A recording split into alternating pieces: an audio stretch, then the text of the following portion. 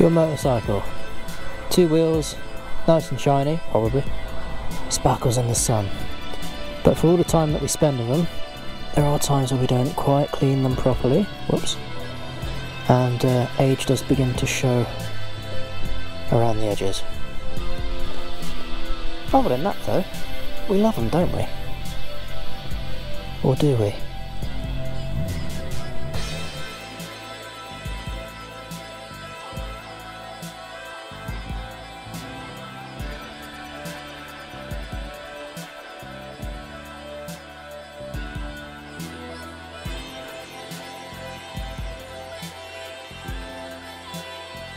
You, me, him, her, they, them, whatever you want. If we have a motorcycle, or if we want a motorcycle, we're all part of that same special little club. 2 wheels, and a nod or a wave to each person you see on the road before you, doing the same.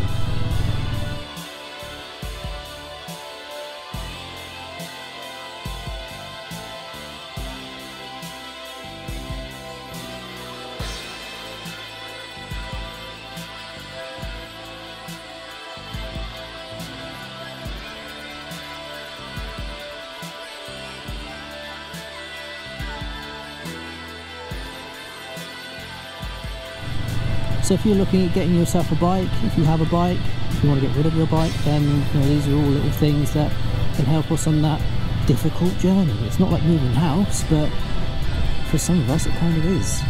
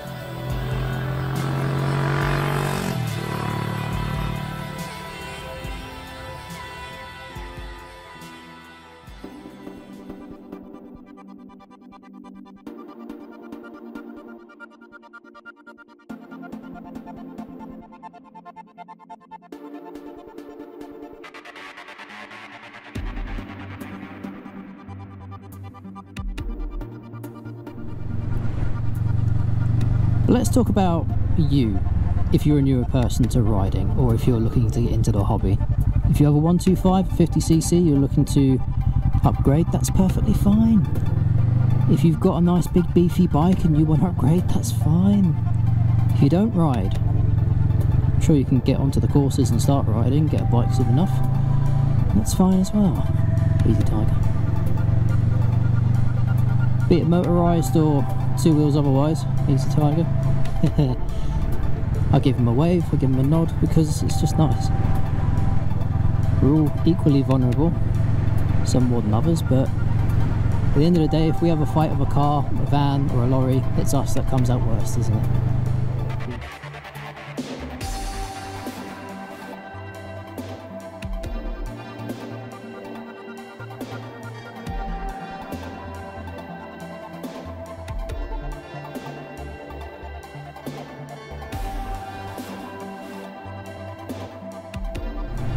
Now there are many ways to get yourself on 2 wheels, illegally, preferably legally, preferably, would appreciate that. Because for all the times that we see little nut jobs go up and down the red walkways, the back alleys and the country roads and dirt roads where they shouldn't necessarily be, without helmets, just scooting up and down, enjoying themselves, but if it's not legal, it's kind of where I draw the line. But if they're out having fun, and they're not causing anyone any issues, then that's alright, but it's a very grey area there, that's the problem. I'm sure you can find information in your country, be it the UK, US, so on and so forth, because they are slightly different. And get yourself started, get yourself learning the controls of the bike, how the thing manoeuvres, everything that you need to learn to stay safe, or at least the majority of what you need to learn to begin with to stay safe, because you don't really learn how to ride until you actually have a bike and you're riding, and simply learn how to control it and things to look out for, which is all well and good, but there's only so far little bits of information can go. So if you're looking at that brand spanking new shiny bike of your dreams, it's kind of at your price range, then don't worry, I feel ya, I really do. There's a few bikes out there I'd like to swing a leg over and be happy to ride home with, but unfortunately it's a test ride, I'm not allowed to do that.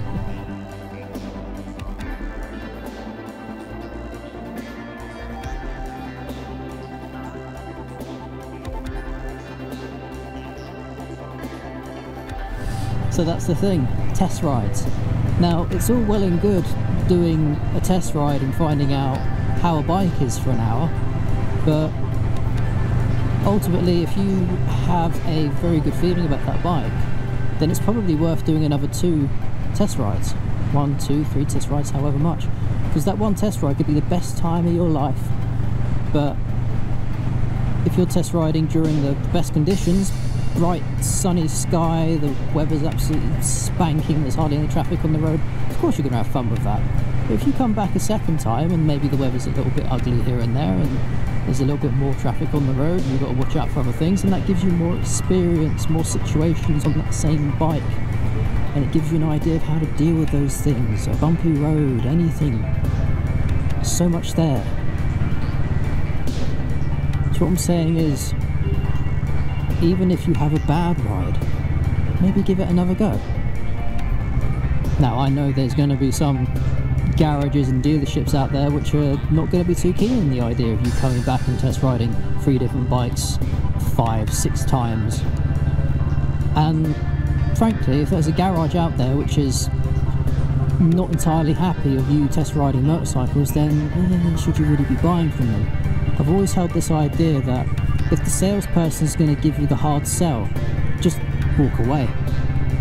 Because when they start giving you, oh that's cute, when they start giving you the hard sell, it means they're desperate to get rid of something, or they want to sell something, they want to earn money out of it, and when that happens, you can easily get a good deal out of something, but you can easily get screwed out of something. And that brings me into my next subject, research. Now, there's a whole lot of research you can do into motorcycles, and there's a lot we can see, and that can be fellow YouTubers like myself who ride lovely motorcycles and will do impressions, or in some cases reviews. There's motorcycle magazines, there's this, there's that, and there's so much information out there, and you can gain a general idea of how reliable a bike is, how well it runs, fuel economy, how well it is to manoeuvre, the pros and cons of having a bike, and what situations or what landscapes those bikes would be best in. A Moto Guzzi, for example, if that's how you pronounce it, would be great on the Italian countryside roads, just sweeping bends and big old scenic views like this. But this is Britain, and as well as a Moto Guzzi would fit in here, for me it just kind of looks a little bit out of place. Here I am talking on a sports cruiser and I'm just bobbing up and down the bloody country lanes. Fire away, go on, I know you want to.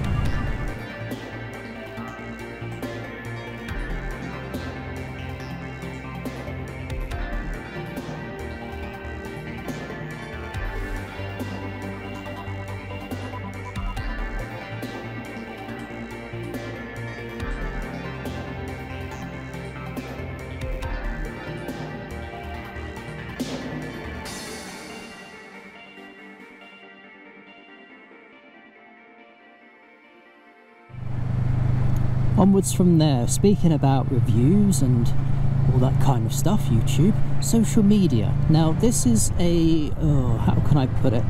It's a bit of a ticklish point for me, because there's a lot of good people out there and there are some bad actors. Now the problem is, when you get onto something like a social media platform, you're going to find people who, in the same way that dealerships do, want to try and sell you something. And to be honest, some of these people have sponsorship deals which they do and don't tell you about. I should probably say at this point, I am not sponsored or endorsed or however monetized on YouTube, or getting money from Kawasaki, GoPro, Shoei, all that kind of stuff. All this is just out of my own pocket.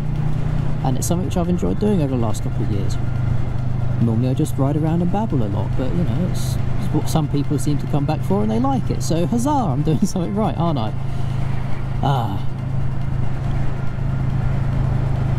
What I mean to say on that front is there are individuals out there who will try and hype something up, and hype for me is a dirty, dirty word, because there's nothing quite like saying, hey, this is the best thing ever, you need this in your life, especially when it comes to a motorcycle, and then you buy one and then it's absolute garbage. Imagine if I said to you, hey, this great motorcycle, this Kawasaki Vulcan S here, this is a great motorcycle, and then you buy one and it breaks down within 5 months because Kawasaki's got a reputation for that. They don't, and neither does the Vulcan S. My one only has minor problems, which is great. Love that about this bike. At least from my standpoint, I can say reliability hasn't really been an issue, but that's just me. I can't speak for everyone else. Some people have had small issues, some people have had big issues. It's just how things are nowadays. You could just get really unlucky, that's all I'm saying. But there's enough people who will swing a leg over the bike, enough girls out there who will get their chest out and start squeezing various curves around the object in question, let's say. It's all a matter of perspective. Look into this stuff. That's why I say research this stuff, because there's nothing quite like you getting drawn in by the hype train and then realising that what you're actually being told to buy, and I do use that, told to buy, because that's how a lot of things are being sold these days. It might not be for you, so you know, don't jump on it because it's the best thing that you've ever seen, or at least you've been told it's the best thing you've ever seen. Understand why, and try and figure a reason why it's good for you. Oh, it's a motorcycle, I love motorcycles. Yeah, but why? Is it a cruiser? Is it a adventure bike? Is it a dual sport? Is it for you? Is it not? You need to find out these things for yourself.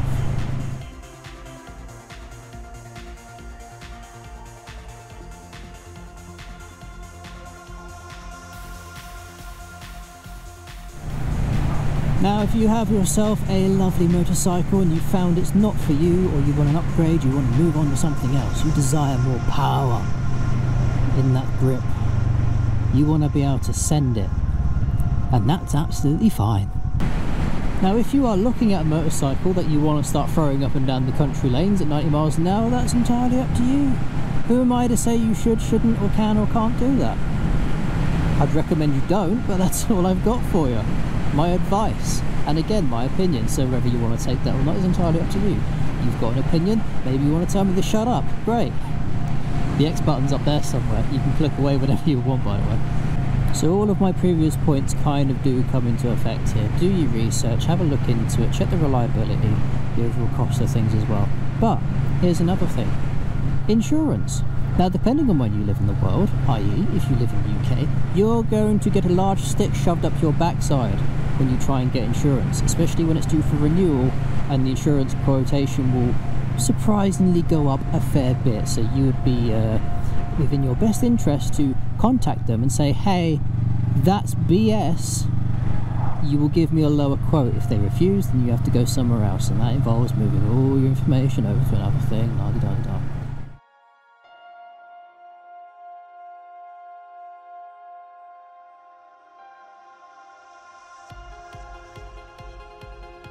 Anyway, so this is where I try and turn the video from something skeptical into something that gives you that warm fuzzy feeling inside.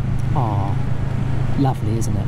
So, you have a bike, you love your bike, fine, fantastic, that's great. Get a couple of cameras, maybe a GoPro, maybe get your phone out every now and then and just get a record of your ride. Just get a nice little video of it.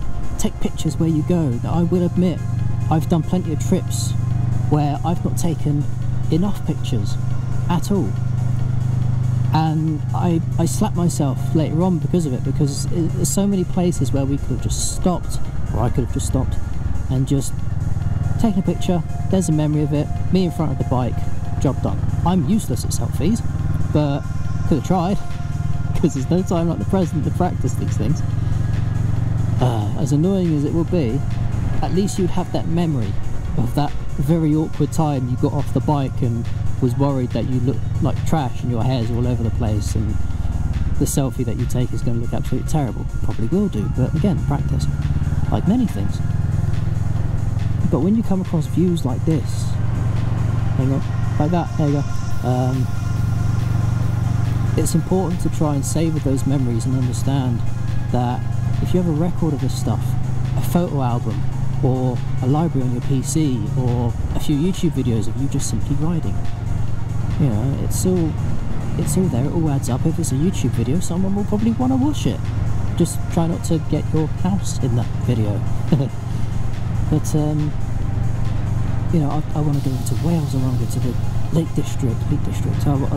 So many things I want to do on a Vulcan S or otherwise, you know, easy bump. But already there's been enough times where I've gone somewhere and I've just not stopped and appreciated the scenery around me, taking a picture of the bike, so on and so forth. So it's just lovely to have that little memory to say, hey, I remember that trip. That's when I went to Italy. We went through all those mountains. Oh, look at this video, you can see how steep the cliffs are. Yeah.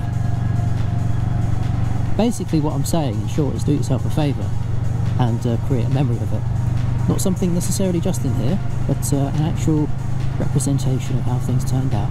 And you can look back on it later on, show your kids or whatever, and say, hey, one time I did this and it was the best holiday I ever had.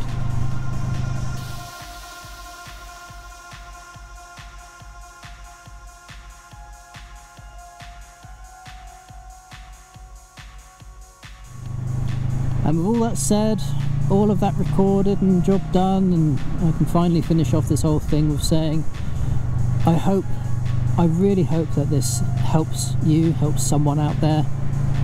And if you've got any other suggestions, you yourself have been in a similar situation, or there's something that you regret, you know, if you want to share it, comments down below. Because if there is anything I've missed and people can share something, my gosh, I love to read it.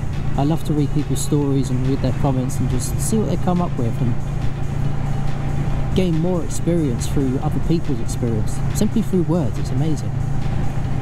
So please do share, it's lovely. And what I'll do is I'll end the video there, so have yourselves a lovely weekend. Ta for now, enjoy, and I really hope that if you are selecting a new bike, if you have a bike and such, some of this helps, and we all can appreciate our lovely two-wheel steeds a little bit more. See you later. Or not, hey, maybe you won't click on one of my videos again. What do you do?